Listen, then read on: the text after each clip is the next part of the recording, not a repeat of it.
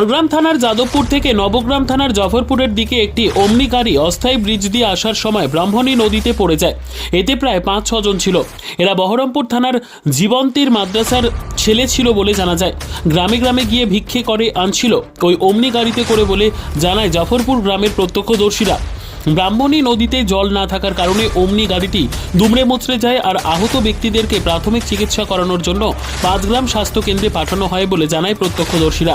ঘটনাস্থলে ২ থানার পুলিশ উপস্থিত হয়। শেষ পর্যন্ত গাড়িটি খড়গ্রাম থানার পুলিশ উদ্ধার করে নিয়ে যায় বলে জানা যায়।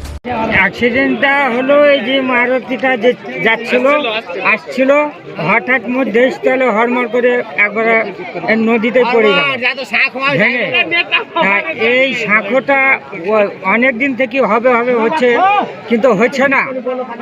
এটা লোকাল শাঁখো, একটা মাচান পাবলিক করেছে, কিন্তু এটাই সব গাড়ি ঘোড়া নিয়ে পার হয়ে চলে যাচ্ছে।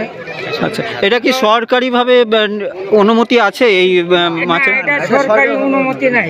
কে করেছে মাচানটা এরকম? এটা আলিম শেখ, এই যাদবপুর গ্রামের আলিম। যাদবপুরের? খড়গ্রাম থানা। খড়গ্রাম থানা, আচ্ছা। এই যে বলছি সরকার থেকে একান্ত হওয়া উচিত। এটাই বেশিরভাগ এই খড়গ্রাম থানার লোক আছে, ঝিলি অঞ্চল, নবগ্রাম সবই এইটাই মেন রাস্তা, যাওয়া আসা এইটাই মেন রাস্তা। যে এটা ছকেও দিয়েছিল, তাও এখনো হচ্ছে না। আচ্ছা, এই ব্রিজটা হচ্ছে না।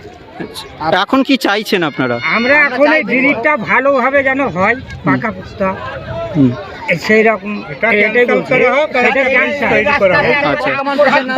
আমপুরহাট পর্যন্ত যাবে। আচ্ছা, কতজন ছিল গাড়িতে? ৫ জন ছিল। আচ্ছা, কতজন ইনজিওর হয়েছে? ৩ জন। ৩ জন। আচ্ছা, গাড়িটা কোন দিক থেকে আসছিল? খড়গ্রাম থেকে নবগ্রাম। আচ্ছা, কি ছিল গাড়িতে? গাড়িতে কি ছিল?